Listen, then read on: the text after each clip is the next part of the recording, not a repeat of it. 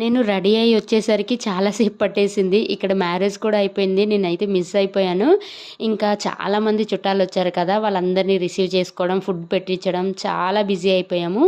ఇంకా నేను, మా అత్తయ్య కలిసి ఇక్కడ పద్దులయి ఉంటాయి కదా! అయి రాస్తున్నాం. ఇది లాస్ట్ మినిట్‌లోనే ఫస్ట్ అయితే మా బావగారు వాళ్ళు చూసుకున్నారు.